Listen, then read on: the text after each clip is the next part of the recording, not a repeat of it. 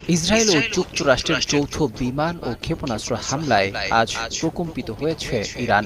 শনিবার সকালে তেহরান সহ ইরানের বিভিন্ন কৌশলগত অবস্থানে অপারেশন লায়ন্স রোর এবং অপারেশন এপিক ফিউরি নামে এই বিশাল সামরিক অভিযান শুরু হয়। এই হামলার একটি প্রধান উদ্দেশ্য ছিল ইরানের রাজনৈতিক ও সামরিক কমান্ড সেন্টারগুলোকে ধ্বংস করা এবং শীর্ষ নেতাদের লক্ষ্যবস্তু করা।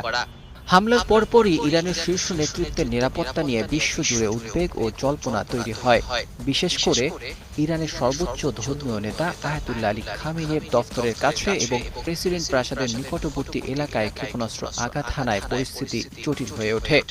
প্রতিবেদনে বলা হয়েছে যে ৮৬ বছর বয়সী সর্বোচ্চ নেতা খামেনির তেহরানের দফতরের সন্নিকটে বিস্ফোরণ ঘটেছে।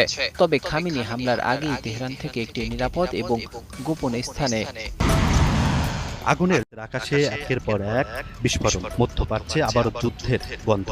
প্রশ্ন একটাই, ইরানের সর্বোচ্চ নেতা কি এবার সরাসরি টার্গেটে? ৮৬ বছর বয়সী এই নেতা ১৯৮৯ সাল থেকে ইরানের ক্ষমতার কেন্দ্রবিন্দু। তিনি ইসলামী প্রজাতন্ত্রের প্রতিষ্ঠাতা আয়াতুল্লাহ রুহুল্লাহ খোমেনি এর উত্তরসূরি। ১৯৭৯ সালের বিপ্লবের পর যুক্তরাষ্ট্র সমর্থিত শাহ মোহাম্মদ রেজা পাহলভীর এর পতন ঘটে। সেই বিপ্লবের উত্তরাধিকার এখনো বহন করছেন খামেনি, এক হাতে ধর্মীয় নেতৃত্ব, অন্য হাতে রাষ্ট্রীয় ক্ষমতা।